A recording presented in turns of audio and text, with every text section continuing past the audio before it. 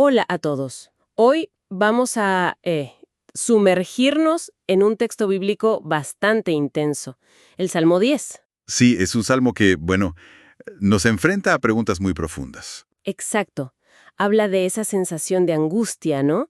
Cuando parece que Dios está lejos, como ausente. Mm, Y describe la maldad de una forma muy cruda. Pero también hay un llamado a la justicia y al final una afirmación de fe. correcto. De hecho, empieza con esa pregunta casi desgarradora. Sí, el versículo 1. ¿Por qué, oh Señor, te mantienes alejado? ¿Por qué te escondes en tiempos de angustia? Es un inicio fuerte. Muy fuerte. Marca el tono de inmediato. Y luego, bueno, el salmo se lanza a describir al impío, a esa figura del malvado. Así es. Dice que persigue al débil con arrogancia, que los atrapa en las trampas que maquina. Es muy visual. Totalmente. Y habla de su jactancia, de su avaricia. Y su desprecio por Dios. Hay una frase que me impactó. En su orgullo, el impío no lo busca. En todos sus pensamientos no hay lugar para Dios. O sea, Es una descripción de una autosuficiencia total, ¿no? Como si Dios no existiera o, peor aún, no importara. y parece que le va bien, que prospera, se siente seguro, invulnerable. Dice, nada me hará caer. Ujú. Y los detalles de su maldad son, terribles. Boca llena de maldiciones, engaños, amenazas, acecha como un león, mata al inocente. Sí, la imagen del león es muy potente. Pero quizás lo más inquietante es lo que piensa por dentro. Cree que Dios se ha olvidado, que cubre su rostro y nunca ve. Y eso es fascinante desde el punto de vista del análisis.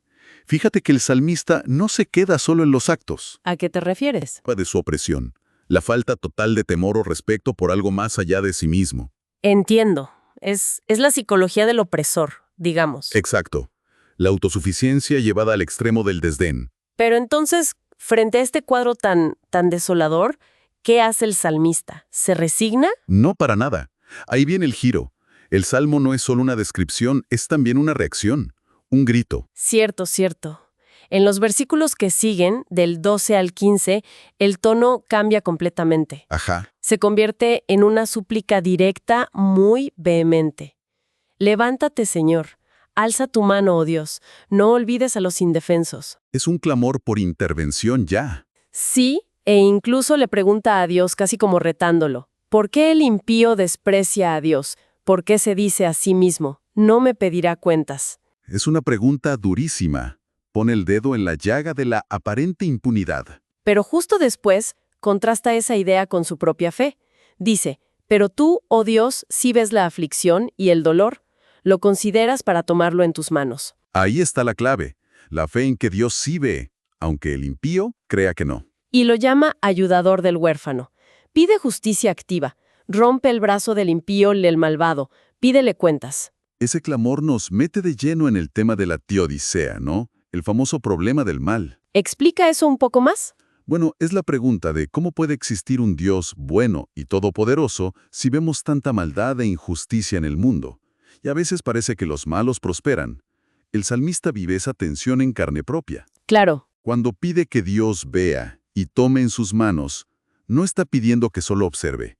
Está pidiendo que actúe, que intervenga. Entiendo. Y el Salmo no nos da una respuesta fácil sobre por qué Dios a veces parece tardar, pero sí expresa esa tensión entre la paciencia divina, por llamarla así, y nuestra necesidad humana urgente de ver justicia. Tiene sentido. Y después de toda esa intensidad, de ese clamor, el final del Salmo, los versículos 16 al 18, dan otro giro. Sí, es notable cómo cambia el ambiente. Pasa a una afirmación de fe muy sólida, diría yo. Casi sorprendente después de la angustia anterior. Totalmente. Es un cambio de lamento a la confianza. Declara, el Señor es Rey por siempre y para siempre. Afirma que Dios escucha a los afligidos, que les da ánimo. Que atiende su clamor. Y el propósito final es defender al huérfano y al oprimido para que el hombre, dice, no vuelva a infundir terror.